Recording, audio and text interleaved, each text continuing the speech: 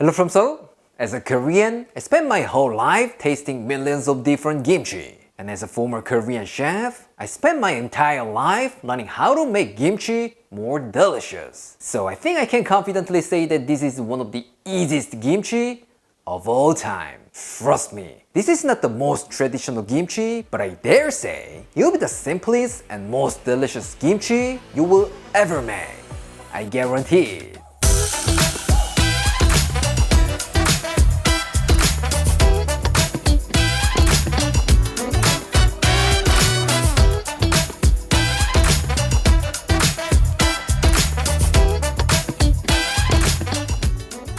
Today, we're gonna be making tomato kimchi. Now, some of you might be thinking, what?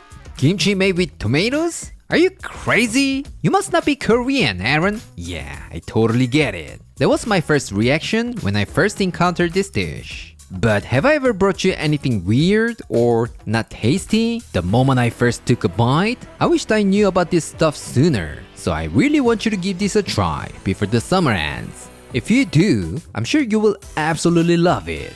For this, you will need some tomatoes, onion, chives, that random grass, garlic, and ginger.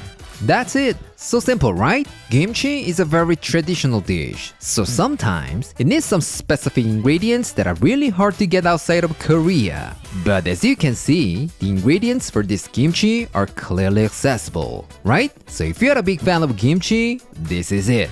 This is the way to go. Alright, let's prepare our tomatoes first.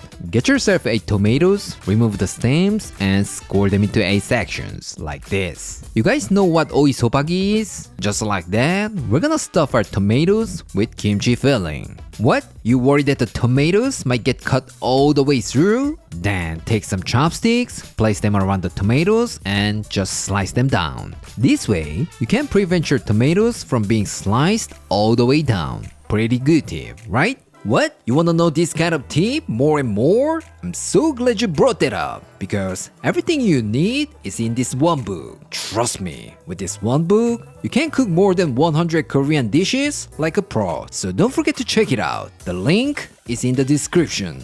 But if you think it seems like a lot of work, you can just cut them into wedges and toss them with the kimchi filling. So it's all up to you.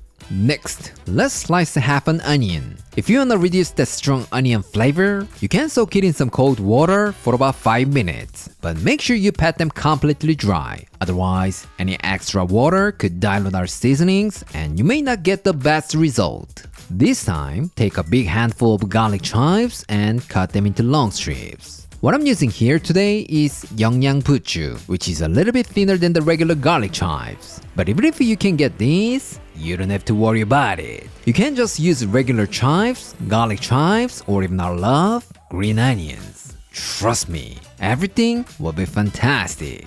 Now finely chop 4 cloves of garlic. Tomato kimchi is not meant to be aged for a long time. It's more like fresh kimchi that should be consumed within a few days. So adding chunky garlic is not the best idea, right? So please chop them as fine as you can. Otherwise, a good night kiss that's full of garlic smell will be waiting for you. Once that's done, grate a small knob of ginger. About 1 teaspoon will be perfect. That's it. There's nothing complicated, right?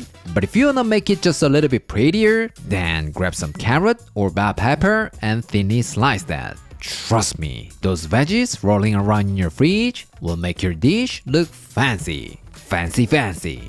Alright, all the veggie prep is done. Let's make the kimchi paste. In a small container, add 5 tablespoons of Korean chili pepper flakes, 4 tablespoons of fish sauce, 1.5 tablespoons of sugar, 1 tablespoon of honey, minced garlic, grated ginger, 1 tablespoon of toasted sesame seeds, and give it a good mix. So simple, right? But if you wanna make it less spicy, feel free to reduce the chili pepper flakes. No problem at all. By the way, we have all the instructions and a list of ingredients on our blog, aaronandclaire.com. So please visit here if you need a written recipe. Alright, let's combine it with the vegetables. In a large mixing bowl, add all the vegetables except for the tomatoes and kimchi paste. And then gently toast them together so that they don't get mushy. Once everything is thoroughly mixed, give it a little taste. Since we didn't salt the tomatoes, it should be a little bit on the saltier side. So if you feel it needs a little bit more salt, feel free to do so. But mine tastes perfect.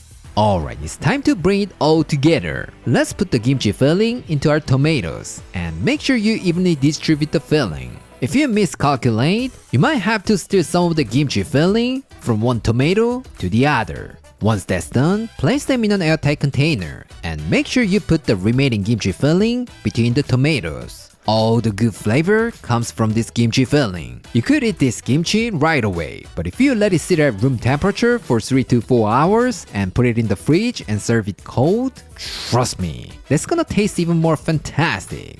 These bad boys can be stored in the fridge for 5 to 7 days. And as time goes by, it's so natural for the tomato kimchi to release some juice. And that is incredibly flavorful. So when you serve it, drizzle a few scoops of the kimchi for an extra burst of flavor. Alright, it's done. Let's place it on a serving plate and see how it tastes. But if I just serve kimchi alone, our taste tester will definitely turn into a hangry bird. So I'll be serving it with some simple Korean barbecue. Alright, let's call our taste tester.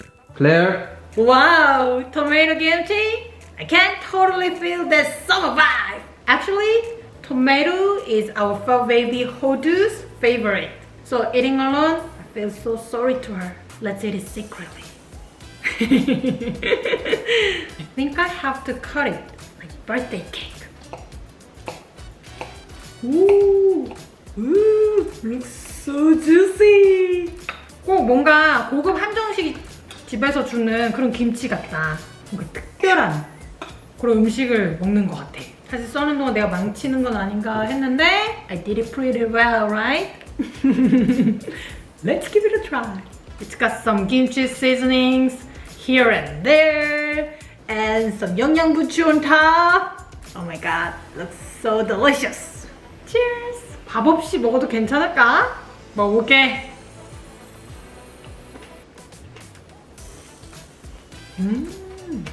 우와, 사실 예전에 한 몇 년 전에 자기가 이거 토마토 김치 한번 만들어준 적이 있어가지고 아는 맛인데도 오랜만에 먹으니까 진짜 맛있다.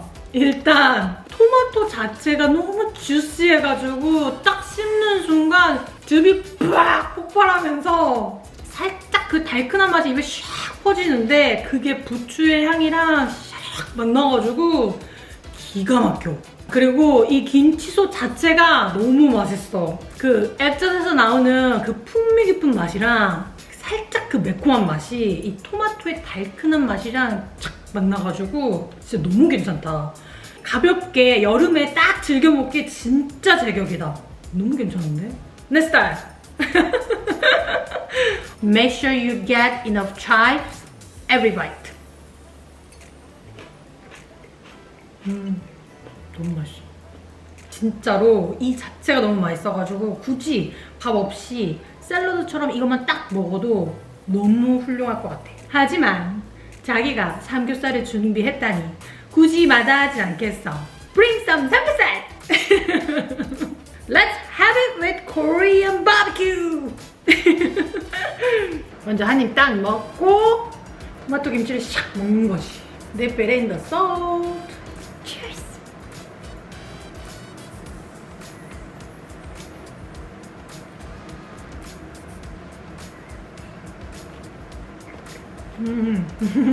그냥 뭐 안 어울릴 이유가 없다. 주변에 있는 그 부추들이 그냥 파무침 먹는 거 있지. 그런 느낌이 싹 나. 왜 자기가 이 삼겹살이랑 이거를 같이 서빙했는지 알 것 같다. 근데 꼭 삼겹살 아니어도 소고기도 괜찮고 뭐 양고기도 괜찮고 아무거나 자기 좋아하는 그냥 고기랑 같이 먹어도 너무 잘 어울릴 것 같다. I love this pairing. I absolutely love it. Actually, I'm not a big fan of tomatoes because Korea's tomatoes are not the greatest. But this way, I think I eat it every day. Trust me, it's that good. So I hope you guys give this a try. And I think I have to go and get some tomato to my hodu. Bye! Today, I showed you how to make tomato kimchi. How was it? fantastic, right? Like I said in the beginning, this is not the most authentic or traditional kimchi. It's more like a fusion dish. But compared to other kimchi, it's incredibly easy to make. Plus, the ingredients are super accessible to everyone. Trust me, once you try it, I'm pretty sure it will become your new favorite summer dish. Alright, this is it for today, and I'll see you next time.